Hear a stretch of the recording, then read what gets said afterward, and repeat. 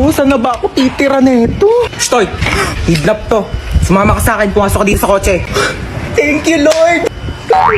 Nagawa na itong babaeng to. Oh, ba't may dala kang maleta? Diyos ko, pinalayas kasi ako sa bahay. Buti na lang talaga kinidnap mo ko. Hindi ko alam kung saan ako titira.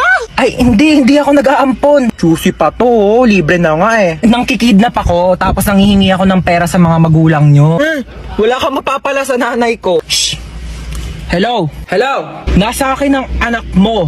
Ay, sino anak? Anong pangalan? Ano daw pangalan My mo? name is Princess. Si Princess. Okay, sige sa'yo na.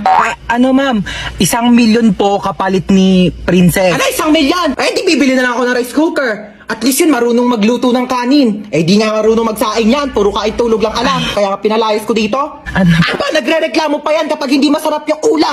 Akala mo ba anak ng presidente? Ako, wag mo na ibabalik yan dito ha. Tawagan mo ako pag tumakas yan ha. Tutulungan kitang ibalik yan sa'yo. Sabi ko sa'yo eh. Alam ko na gagawin.